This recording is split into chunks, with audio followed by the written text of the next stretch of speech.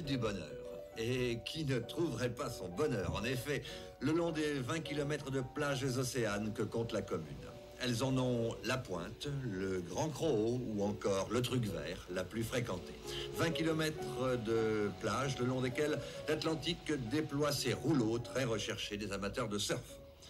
De la baignade aménagée et surveillée aux espaces quasiment vierges, chacun peut trouver au bord de l'eau ou dans la dune la plage qui lui convient, avec pour tous à profusion un sable fin, propice aux jeux de plage, et une eau claire, un peu fraîche, certes, mais tonique. Mais le Cap Ferret a un deuxième visage, empreint de calme et de douceur, et tourné celui-ci vers le bassin d'Arcachon, qu'on appelle ici la Petite Mer, par opposition à l'océan. C'est sur cette façade du bassin que, depuis près d'un siècle, de nombreuses personnalités des arts et des lettres sont venues chercher le repos. Jean Cocteau, Raymond Radiguet, Jean Anouilh et tant d'autres ont été attirés par ce havre de paix entre les pins et la mer calme.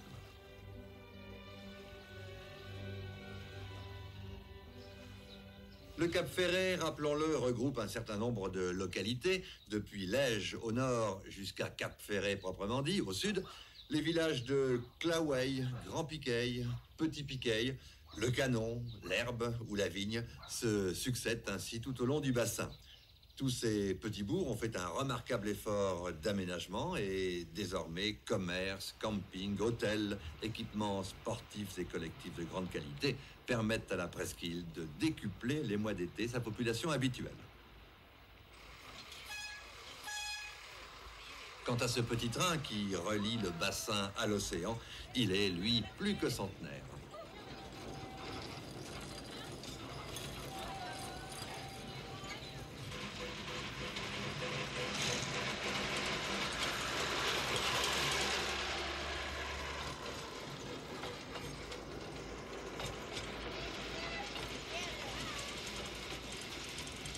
Cachée dans les pins, le long du bassin, voici la chapelle de l'Herbe, dont le style mauresque est assez surprenant.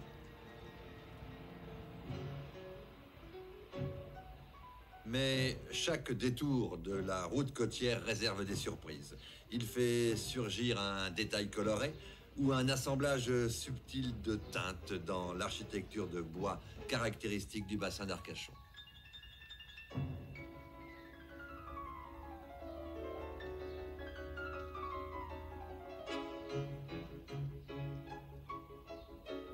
L'élevage des huîtres, dont la réputation n'est plus à faire, est la principale activité sédentaire du bassin d'Arcachon. Cet élevage a contribué à façonner le paysage de la presqu'île avec ses parcs si jolis au petit matin. L'histoire de la presqu'île, c'est avant tout une histoire de sable. Un sable toujours en mouvement qui cache ici, mais oui, un authentique puits de pétrole.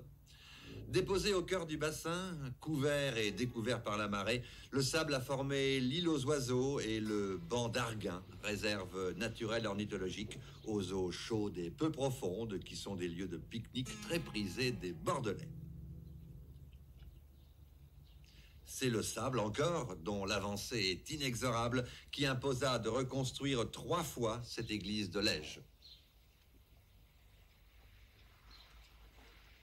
C'est le sable, enfin, qui, en 1000 ans, a refermé partiellement le bassin, dessinant ainsi un plan d'eau unique pour toutes les activités de loisirs nautiques, car ici, l'eau est toujours tiède l'été et les vents ne sont jamais violents. On peut s'initier au monoski. Les fanats de vitesse à la voile ont la possibilité, quant à eux, de faire du catamaran de sport, sensation forte garantie.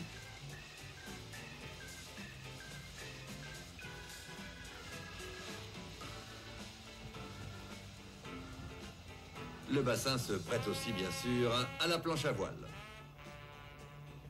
On peut encore, mais c'est plus onéreux, pratiquer le motonautisme et le jet ski, encore appelé scooter des mers, à manier toutefois avec prudence. Et puis, dernière en date des sports nautiques à la mode, le surf sur la vague du hors-bord. Mais il y a tant d'autres façons, beaucoup plus simples souvent, de trouver le bonheur à Cap Ferret.